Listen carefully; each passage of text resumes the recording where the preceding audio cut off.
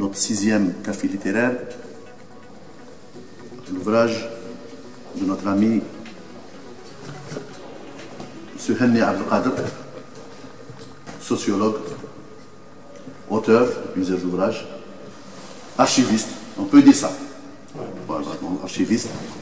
Donc, l'ouvrage de M. Henni, édité à la maison d'Al Quds d'Oran, est intitulé Aperçu sur l'histoire des archives de l'Algérie. Donc, avant de commencer, je tiens à remercier les présents. Et je demande à Annie de se présenter individuellement, s'il me permet. Monsieur Habchi. Je commence par vous remercier de m'avoir invité. Et j'ai hâte de lire. Monsieur Habchi, journaliste, ex-journaliste au quotidien national et international L'Ouatan. Et sociologue de formation, si je ne me trompe pas. Lettres françaises. Lettres françaises, voilà. Et j'ai hâte de lire le nouvel ouvrage de mon ami Henni. Merci beaucoup, monsieur Habchi. Maître, présentez-vous.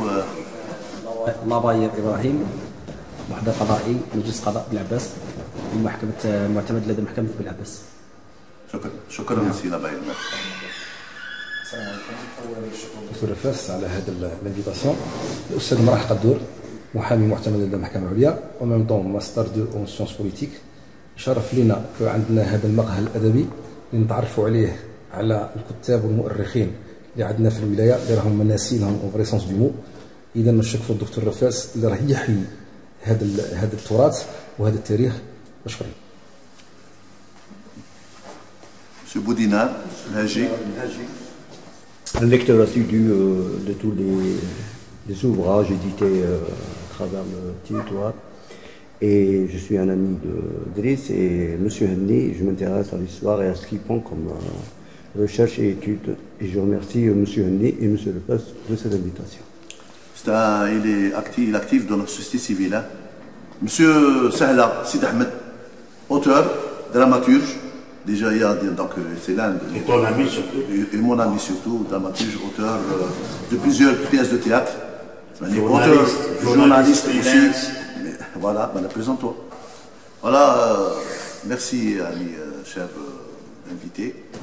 Monsieur Henni Abdelkader, votre ouvrage, je l'ai lu. Merci, Sir Fassallah.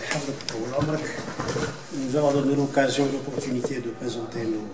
L'ouvrage Hada, c'est le fruit d'une vie, pratiquement je pourrais dire une vie, consacrée aux archives. J'ai passé une bonne partie de ma vie dans le travail de l'archivage, de la collecte, du traitement, de la mise à la disposition des historiens. C'est ça les trois mots de collecte, traitement et mise à la disposition du public et surtout des chercheurs. Dans la science des documentaires, c'est la chaîne documentaire. C'est-à-dire celui sur on collecte, on traite et on met à la disposition des gens. Et en Algérie, c'est un pays du fait du contexte historique qui a pris l'histoire dans ces dispositions-là, dans ce genre. Le centre d'archives, l'institution qui s'occupe des archives, d'abord, au cours de la discussion, on va discuter de toute l'histoire, parce que là, c'est l'histoire des archives, hein, depuis leur institution. Un aperçu, ça veut dire un aperçu. Voilà, c'est un aperçu. Sinon, ça serait trop long. Moi, j'ai préféré être modeste et dire que c'est un aperçu, tu as un rôle Donc, l'archivage, c'est ça. Et pour l'Algérie, le fonds d'archives a été institué en 1971. Il a été dirigé par un enfant de Sidi Bla Abbas, c'est Aynat Abd Redouane, je ne sais pas si vous connaissez, celui qui était l'auteur du premier livre sur la vie de Sidi Bla Abbas. C'est la Wilaya 5. C'est l'histoire de la Wilaya 5. Sur l'histoire de la Wilaya 5, voilà. Il a écrit avec, pour être très juste, dire un livre d'histoire, il l'a écrit avec Nahari. Hein. Il ne faut pas l'oublier, parce que l'initiative revenait à Nahari. D'accord. Et après, tout le développement. Donc, on parle, dans ce livre, je vais parler des archives. Parce que les archives, c'est plusieurs sens. C'est d'abord le document, tout ce qui est archive. c'est ensuite les institutions, c'est ensuite la science qui traite des aspects pour les traiter, etc. Et c'est parfois le bâtiment qui conserve les archives. Donc le livre Hada, il a peut-être la prétention, peut-être l'ambition de faire l'histoire des archives en tant que document. Quel est le plus vieux document qui concerne la région qu'on appelle actuellement l'Algérie? Quelle est la plus vieille institution qui a été, et quand elle a été instituée, qui conserve les documents? Quels sont ces types de documents? Parce que les archives, c'est très vaste. Si vous voulez, je peux, pour expliquer, pour être un petit peu plus explicite, qu'est-ce que c'est que les archives? Les archives, ils vous trouvent que la science documentaire et la loi, et toutes les lois. Vous savez, chaque pays, parce que les archives, ça touche des documents publics. Ça touche l'État. Ça touche aussi des documents privés. Donc ça touche un petit peu l'ensemble. La définition d'archive donne une plus ample encore explication. Qu'est-ce que c'est que les archives? Ce sont tous les documents qui sont générés ou produits dans le cadre d'une activité donnée, quelle que soit l'activité. Mais quand je une activité qui ne génère pas de documents. Moi, je n'en connais pas. Si vous en connaissez, dites-moi si. Alors, tous les documents qui sont produits, générés dans le cadre d'une activité donnée et qui sont conservés. Donc, on les conserve. Comment conserver? De manière organisée. Alors, quand on parle organisée, c'est tout un domaine aussi. De manière monabbama, mais c'est pas monabbama. Pour servir, à quoi ça sert de conserver les archives? Ça sert, premièrement, de preuve. Vous avez une maison, c'est votre propriété, vous conservez chez vous l'acte de propriété, c'est une archive. Et ça vous sert de preuve pour dire que cette maison vous appartient. Donc ça sert de preuve. Et c'est à tous les niveaux, même au niveau des États. Quand il y a des conflits entre États, pour les frontières, on sort très souvent les archives. C'est ce qui s'est passé d'ailleurs pour l'histoire entre l'Algérie et le Maroc, parfois. Donc ça sert donc de preuve, ça sert aussi de mémoire, parce que la mémoire de l'individu, de la personne humaine, est très limitée. Mais la mémoire des archives, la mémoire des nations, c'est très long. Donc ça peut servir de mémoire. Et en troisième lieu, ça sert de matériaux de la recherche, pour la recherche. Il est regrettable qu'il n'y ait aucun historien là. Rajay, c'est tant mieux, parce que l'histoire, pour écrire l'histoire, je crois qu'on a la théorie de l'histoire, qu'il y a trois sources. Il y a les sources qu'ils appellent muettes, c'est les vestiges, ils ne disent rien, c'est des bâtiments qui sont là, les vestiges de bâtiments. Il y a les sources orales, donc c'est les témoignages, etc. Mais il y a surtout les sources écrites, et c'est ça les archives. Donc si on n'a pas les archives, on ne peut pas écrire l'histoire, ou du moins on ne peut pas convenablement l'histoire. Donc à dire en gros, alors dans ce livre j'ai passé en revue toutes les archives, depuis l'époque des royaumes arabo-berbères, donc avant, j'allais dire, l'obédience ottomane, durant l'obédience ottomane, puisqu'il y a jusqu'à l'heure actuelle, on conserve des archives turques, les Français les ont transférées en bas de Giscard d'Estaing, les a restituées. On bat les archives de l'État d'Abdelkader. C'était un État organisé, avec l'administration. Espagnol aussi. Bon, c'était pour mettre au rang. Oui, exactement. L'existence. Globalement, donc c'est l'obédience turque, c'est l'émirat Abdelkader, c'est les Français, bien sûr, parce que moi, ils ont institué le fonds d'archives. Bon, ben, c'est la transition, l'occupation française, donc tout ça, avant la création du mouvement national, les partis réformistes et nationalistes, le FLN, pourquoi pas le MNA, on parlait quand même si c'est tabou, je crois qu'il faut en parler. Vous avez cité les oui, bien sûr. Le gros problème, très gros problème, c'est la transition de l'indépendance. Ça, c'est un très gros problème qui n'a pas reçu tout l'intérêt qu'on doit lui donner. D'abord, avec la transition, qu'est-ce qu'ils ont fait les Français? Ils ont transféré tous les fonds d'archives qui étaient là. C'est connu. Et ils ont transféré 400 tonnes d'archives. Et les archives, les Français, quand ils sont partis, ils ont laissé le territoire, ils ont laissé le pétrole, ils ont laissé l'or, les richesses, tout ça, mais ils ont pris les documents. Et les documents, c'est très important. Donc ils ont transféré à un fonds d'archives qui est actuellement conservé. Ils ont créé un centre d'archives en France, spécialement pour les archives d'Algérie, ils s'appellent les archives d'outre-mer. Aix-en-Provence. C'est le centre des archives d'outre-mer. On ne peut pas écrire quelque chose sur l'Algérie sans se référer dans les archives, c'est pas possible. Et d'une manière, j'allais dire, peut-être le dire, ils tiennent l'Algérie avec ces documents. C'est comme si vous avez un documentaire, tu as Darak, tu as Solak, tu as l'électricité, tu as l'auto, ou un échec de Mali. Ou à chaque fois, tu as un problème, tu as dit, ou le coordinateur, comment on a terminé. C'est délicat quand même. Hein? Et c'est ce qui se passe. Et alors, depuis donc, l'institution des archives nationales, il y a des négociations entre les Français et l'Algérie pour la restitution des archives. Les Français ne vont pas lâcher. Ils ne veulent pas donner les archives. Ils considèrent que, bon, j'en parle aussi dans le livre, ils considèrent que c'est des archives internes. Ils appellent ça des archives de souveraineté. Mais l'Algérie revendique un principe de droit international qui dit que les archives doivent suivre le principe de territorialité. Ils doivent rester normalement ici. Dans le territoire, ils ont été créés. Ils ont été élaborés ici. Et parce qu'il y a une influence. Oui. Donc c'est ça le gros problème. Et jusqu'à le problème, le transfert, le retour des archives. C'est une tradition, j'allais dire, de droit. Quand les Français ils ont repris l'Alsace-Lorraine, ben, les Allemands leur ont donné les archives. Pourquoi ça ne serait pas valable pour l'Algérie? Je vais trop ce qu'elles sont. Donc actuellement, ce qui se passe, c'est qu'après l'indépendance, il a fallu reconstituer les archives. Donc, créer un centre d'archives, reconstituer, etc. Au début, il y avait ce manque de cadres, de gens formés, etc. Il y a eu au début, vers les années 71, un petit noyau de gens qu'il faut bien citer parce qu'ils ont eu le mérite d'avoir mené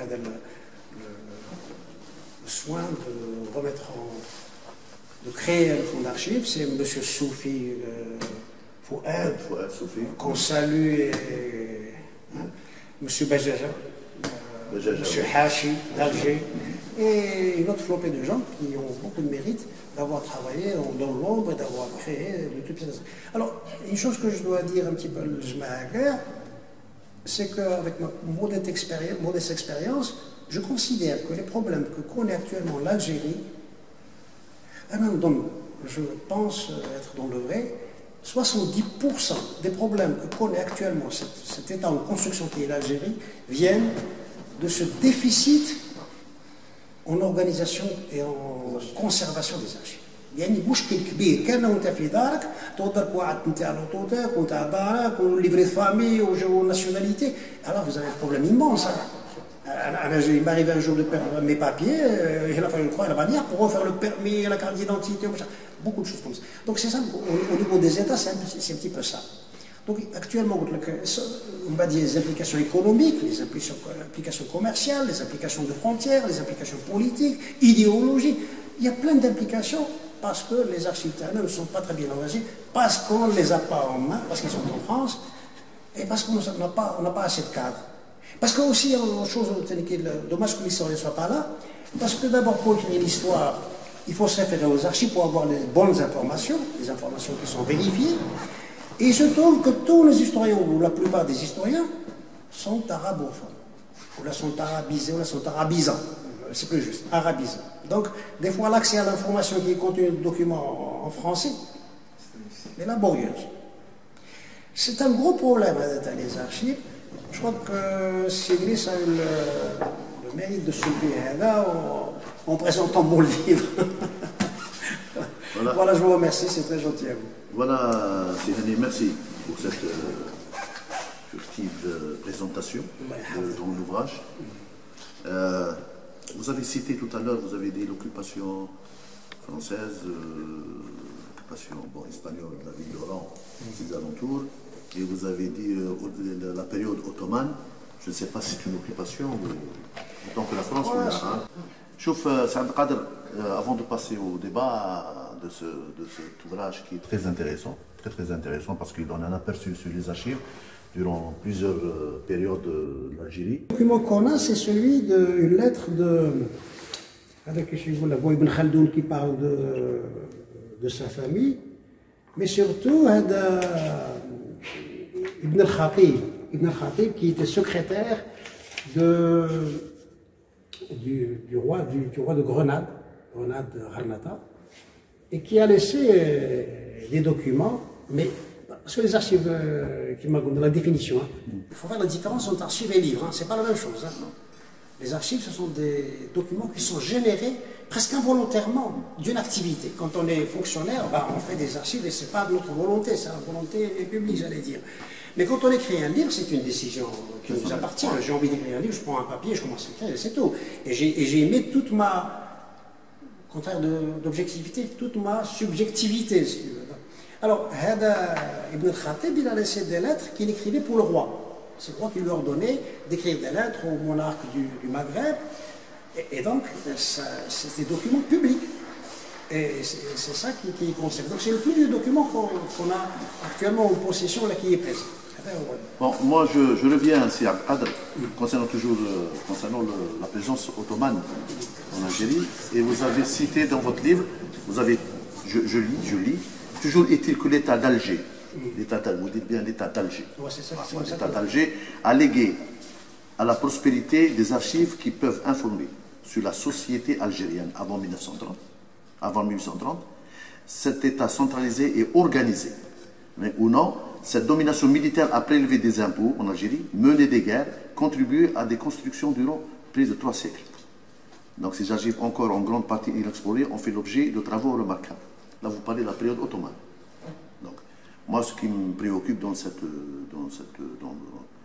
vous avez écrit, c'est cette domination militaire, prélevant des impôts, ok, c'est bien, en Algérie, mener des guerres, je ne sais pas contre qui, et contribuer à des constructions durant plus de 3 siècles. Quel type de construction? Vous n'avez pas cité. Quel type de construction les Ottomans ont réalisé dans ce pays, et quel type d'archives? Surtout lorsque vous évoquez le problème entre l'Algérie, dans ce livre, entre l'Algérie et le Maroc, le problème des frontières. Vous dites que les archives durant la période ottomane n'ont pas été encore, ils peuvent contribuer de façon directe à solutionner entre guillemets le problème des frontières. Or, on sait que les Ottomans n'ont pas été au-delà du Grand Alger, ou la Mostaganem, Oran. Donc, je ne sais pas, sincèrement, quel lien existe entre les frontières, le tracé des frontières et la présence ottomane en Algérie. Ce que tu vas revenir, mais il y en a les Ottomans. C'est peut-être des occupants, c'est peut-être des militaires, mais c'était un État avec des frontières.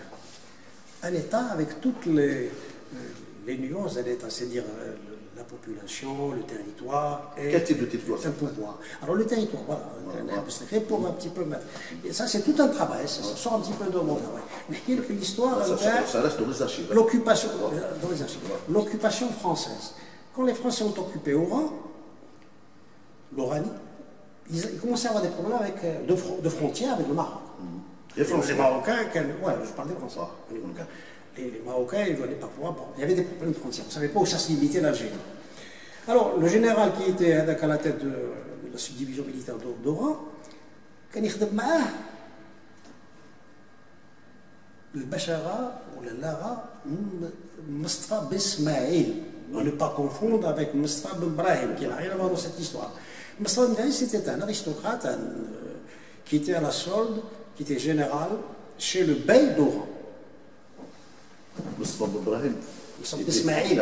Les conditions d'aller voir, Mustafa Ben Brahim était mufti pendant la période ottomane à Oran. Je parle de Mustafa Ben Ismaïl, qui était donc général chez le bey d'Oran. Et quand les Français ont eu ce problème des Marocains, le général Gdabadel, parce qu'il s'est reclassé, si vous voulez, avec les Français. Il me fait un petit moment avec l'émir Abdelkader, mais il se considère comme aristocrate, l'émir c'est un homme de Zaouia, donc il l'a un peu méprisé, il préfère rester avec les Français, général chez les Français. Le général Mustafa Ben Ismaïl, c'est comme ça qu'on l'appelait. Et les Français de la bonté, côté général, un des Bey d'Oran, les frontières avec le Maroc, on ne sait pas, peut-être tu vas me les indiquer. Ils se sont mis à jour, la Méditerranée, du côté de Razawat, en descendant vers le sud. Et là, Moussa Msaïd, il marquait très bien en tant qu'homme d'État, en tant que serviteur du Bey, il savait où s'arrêtaient les frontières. Regarde, ça c'est le Maroc, ça c'est l'Algérie, donc ça veut dire qu'il y avait une frontière, il y avait un État. Yves Lacoste, pardon, avec ta permission, Yves Lacoste va encore plus loin sur cette question précisément. J'ai un entretien théâtre Loatan. Il a donné cet entretien-là en 1997-98, j'ai plus souvenance. Il affirme enfin stricto sensu que les frontières d'aujourd'hui entre l'Algérie et le Maroc ont toujours existé. C'est Yves Lacoste qui le dit. Yves Lacoste, c'est quand même une autorité, une autorité reconnue sur le plan de la géographie. Ceci dit, particulièrement pour Moussa Ben Salem, à ma connaissance, Ben Salem, c'est quelqu'un d'autre. C'est quelqu'un d'autre. C'est d'abord, et c'est toujours comporté comme étant un traître à la nation. Et il n'y a qu'à voir comment il a fini ses jours. Et il est parti, il s'est rendu au Maroc, il est mort d'ailleurs au Maroc, et il s'est mis tout petit, où il s'est enterré, littéralement, tout vivant qu'il était. Le Mouhim, ça c'est pas moi qui le dis, c'est les historiens, notamment Katib Yassin Allah Rahman. Donc, moi, je voulais soulever ce point qui est très important. Vous avez dit que... Bon, le deuxième point, quelles sont les constructions. Bon, il suffit de visiter Oran. Il suffit de visiter Oran, Alger, la Kasbah, Constantine et tout ça. Il suffit de visiter aussi Ben Hnifiya. Les premiers termes de Ben Hnifiya ont été construits par les Turcs. On ne le sait pas, mais il faut le rappeler. Ben Hnifiya, il y a un bey d'Oran qui est parti là-bas. Est-ce que Mohamed Kbir était turc? Je n'en sais rien. Je ne rentre pas dans ce débat. Justement, moi je rejoins le docteur Fès. Est-ce que Mohamed Kbir était. Le Khan était turc? À ma connaissance, il n'était pas turc. Il était à la solde du pouvoir turc. Oui, non, c'était un bey. C'est un bey. Mais est-ce que le bey des cas de Mascara était. Je n'en sais rien. Il était à la solde du bey ottoman. Donc, en même temps, il est suédois, hongrois. Parce qu'il a fédéré des tribus. La tribu Tabouhenni, la tribu Tassik, il a fédéré des tribus. C'est-à-dire qu'il n'a pas conduit, je dirais, la résistance contre les Espagnols en qualité d'ottoman.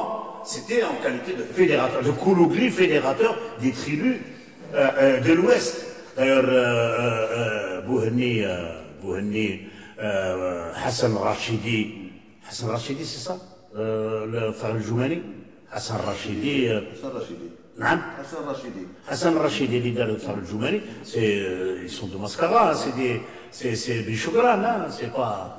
Enfin. Moi, l'État turc, il y a des vestiges, il y a même des monuments qui sont jusqu'à l'heure actuelle, les mosquées, les awaya, certains monuments publics, etc. Ils ont fait des constructions. On ne peut pas le nier. Quand je parle de construction, pour un occupant, ça veut dire qu'est-ce qu'il a ramené à la population dans le domaine de l'éducation, de la culture, pour la ligne. Ils ont construit que des hammams ou là, des constructions individuelles. Ils n'ont rien ramené pour l'Algérie, absolument, sauf l'extirpation des impôts. Bon, sur ce point-là, revenons aux archives. On a M. Daoud El-Bia, voilà, historien, auteur, ouvrage aussi, donc vice-doyen de la faculté des sciences humaines à Axmo et le directeur du laboratoire de recherche. Monsieur. Je m'excuse, c'est léger. Moi, la question que je vois, qui est destinée à vous, donc le livre, quelle est la relation entre histoire et archives, en tant qu'historien. Parce que M. Henni a tout à l'heure évoqué et a dit que les archives, donc les historiens ne peuvent pas écrire l'histoire sans les archives. Donc, j'aimerais bien avoir l'historien, donc la question vous est posée. Merci pour enfin, c'est pas une question qu'on peut qualifier de facile parce que c'est, quand on dit archive, déjà le mot archive est un concept. D'ailleurs, donc c'est pas un simple mot. Pour l'historien, tout ce qui peut nous permettre de connaître le passé, c'est de l'archive. C'est ça. Donc seulement pour qualifier le mot archive, d'un point de vue d'un historien, il faut dire que le document archiviste a 3 âges. Hein, 3 âges. Le premier âge, quand le thème ou le sujet lui-même est comme projet. Et on peut trouver beaucoup d'archives, seulement il traite d'un sujet qui n'a pas été encore réalisé, par exemple. On peut trouver des documents, on peut dire que cette archive il peut nous nuire en erreur. Donc, il faut classer d'abord l'archive du premier âge qui n'est pas historique, qui n'a aucune importance historique, ce qu'on appelle les archives du premier âge. Il y a aussi l'archive du deuxième âge. Ceci est interdit. Pourquoi est interdit? Parce que il y a des lois partout, hein, partout, hein. Même aux États-Unis, le pays typiquement de la liberté. Hein. Aux États-Unis, par exemple, je vais vous donner un exemple. Aux États-Unis, on connaît tous l'année fatidique de 1963, là où il a été assassiné le président Kennedy. Vous allez me dire pourquoi cet exemple. Je vais vous dire simplement, pour l'instant, personne ne connaît la vérité, la vérité historique, bien sûr. Tout simplement parce que quand Kennedy a été, on a tiré sur lui, il a été, bien sûr, emmené à l'hôpital. Donc finalement, c'est un médecin légiste qui a fait le rapport de l'autopsie de sa mort. C'est clair. Donc dans son rapport, il émet qu'il a eu reçu, par exemple, 2 balles, une par avant, une par arrière. Donc le rapport d'autopsie est très très important pour l'étude de l'événement. Malheureusement, personne n'a vu jusqu'à présent ce rapport. Donc personne ne peut qualifier la mort ou l'assassinat de ce qu'on a inculpé l'autre, je ne me rappelle plus son nom. En tout cas, c'est exact, voilà. Donc, rien pour dire qu'il y a des lois. Il y a des lois pour ces archives. On connaît tous que concernant l'état de santé ou quelque chose comme ça, il faut 120 ans pour être communicable. Et vous savez, 120 ans, c'est beaucoup. Mais c'est la loi, comme on dit. Donc, il existe des lois dans les archives et ce n'est pas surprenant de savoir qu'en France, par exemple, sur la révolution algérienne, vous trouvez des archives qui ne sont pas communicables dans 30 ans, dans 40 ans, etc. Et je trouve cela tout à fait logique. Pourquoi? Parce que, vous allez me dire pourquoi, parce qu'il y a justement le 3e âge de l'archive. Le 3e âge, le document du 3e âge, c'est les archives historiques. Si vous allez, par exemple, chez le commissariat aujourd'hui, vous dites que je suis historien, je veux travailler sur tel livre, c'est impossible. Ils vous diront que non. L'archive, c'est quoi? L'archive historique, c'est quoi? L'archive historique, il est conservé normalement dans des centres d'archives ou des centres de recherche, et bien spécialement pour les études historiques.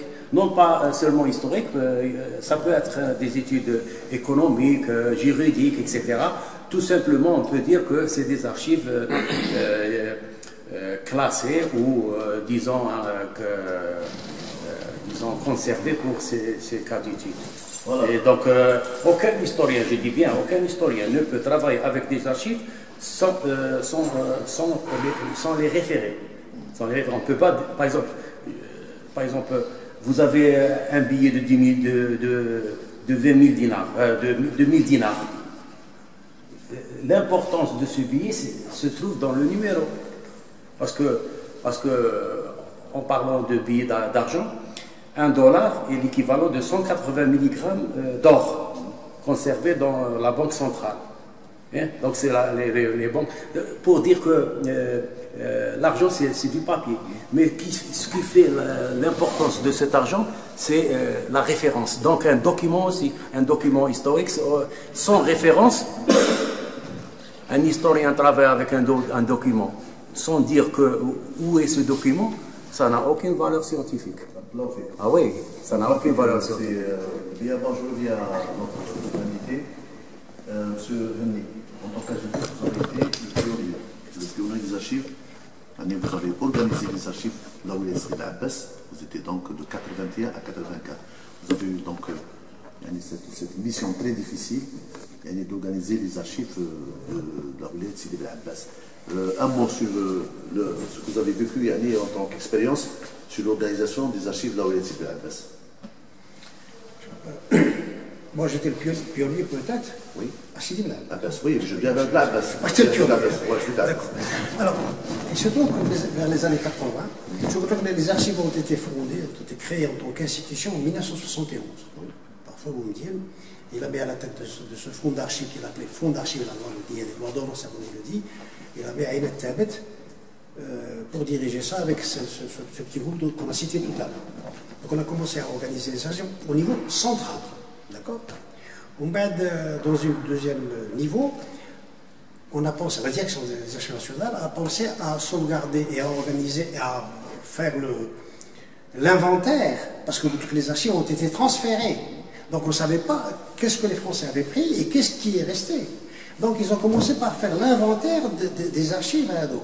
Donc ils ont commencé par faire l'inventaire dans ce qu'on appelait à l'époque les trois conservations régionales des archives. Qu'est-ce que c'est? Vous savez que l'occupation française a été décidée après 1848. Mais comme le Malais Abdelkader, on va décider, on reste là, on ne bouge pas. Donc, en 1848, ils ont décidé de découpage territorial de l'Algérie en 3 départements. Les anciens départements qui sont restés en vigueur, si vous voulez, le découpage territorial jusqu'en 1957. En 1957, il y a eu un nouveau découpage territorial parce que, bon, il y a des khalfiyat. المهم 57 ou 59, c'est le plan de Constantine. Non, ça a commencé avec la découverte du pétrole en 56, 57, ça a donné des idées aux Français, donc il fallait trouver une solution pour... 15 départements. C'était pas justement 15 départements, pour faire la différence, ils ont découpé l'Algérie du Nord en 13 départements, qui relevaient du gouverneur général d'Alger, et en 2 départements sahariens, qui dépendaient de l'organisation, que personne ne connaît malheureusement, l'organisation commune des régions sahariennes et qui dépendait directement du ministère du Sahara à Paris. Donc c'était 2 départements sahariens et 13 départements au nord. Donc dans les départements institués en 1957, ils se sont dit que commencé à organiser à partir de 1957, donc ils ont généré des archives. Donc là, pour la direction des archives nationales, il fallait sauvegarder les archives de 1840 des anciens départements, Alger, Constantine et Oran, qui sont devenus conservation régionale des archives. On s'est intéressé au nouveau département. Donc pour l'Oranie, c'était Oran, Mostaganem, Tiaret, Saïda et Tlemcen. Donc j'étais à Oran, tiens, il faut qu'on ait un groupe d'archivistes, il faut que chacun prenne une wilaya. Donc il fallait prendre entre Saïda, Tlemcen. Moi je voulais rester à Oran. Et pour l'anecdote, je voulais rester à Oran, je ne voulais pas bouger, je ne voulais pas aller ni à Saïda ni ailleurs. J'ai proposé Bel Abbas. Il a dit non, Bel Abbas c'est une sous-préfecture. On ne vous donne pas Bel Abbas. J'ai insisté. Et on m'a donné Bel Abbas. Et mes autres collègues sont partis, Bostagana, Boran, etc. Une année après, ou 2 ans après, on a fait le bilan. J'avais trouvé à Bel Abbas beaucoup plus de documents importants que ce qu'ils ont trouvé au moins à Bostagana. Alors l'ancienne sous-préfecture de Sidi Bel Abbas s'est avérée beaucoup plus riche en documents d'archives que, j'ai trouvé par exemple, pour citer, j'ai trouvé les archives du Sénatus Consulte de 1863, très important, hein, c'est l'historien, c'est ce que c'est, très important, alors que partout ailleurs, ils avaient disparu. J'ai trouvé une lettre, enfin, on m'a ramené une lettre avec l'Ortadek, une correspondance de l'Amir Abdelkader écrite en 1882, je pense, adressée, 82, c'est ça, quand il était... écrite en arabe. Écrite en arabe. Alors, la lettre, l'original écrit en arabe et la traduction en français, bien sûr. Et j'ai fait un article sur ça qui a été publié en 1987 à la revue tunisienne Jlil Timimi. Donc actuellement, avec le numéro de mon article, il se vend comme numéro rare. comme une rareté, ça a de la valeur. J'ai trouvé aussi les archives, le camp de Daya. Donc vous voyez un petit peu, l'ancienne sous-préfecture qu'on pensait ne pas conserver beaucoup de documents, c'est là où on a trouvé beaucoup de documents. Vous savez, Blabès était sous-préfecture certainement dans les années 60-70, mais n'oubliez pas qu'elle était sous-préfecture, mais elle avait politiquement le titre de Muhafada. Le titre de Muhafada était délégué uniquement au wilayat. Sauf Blabès, qui était sous-préfecture, il y avait le Muhafada. Donc, l'aspect politique de Blabès était beaucoup plus important que l'aspect administratif. Donc c'est pour cela que Blabès avait un impact du point de vue historique pendant la coalition très très important. L'aspect de Muhafada était là malgré qu'il y avait une sous-préfecture. Or Muhafada, ça vient marcher avec la wilaya. Donc cet aspect est très important. On ne t'a pas donné comme ça la sous-préfecture de Blabès. Très important du point de vue histoire. C'était pas le meilleur. Pour l'anecdote, elle avait, comme ce que j'ai trouvé à Blabès, et quelles conséquences et quels effets ça a eu, et quels effets ça pourrait encore avoir.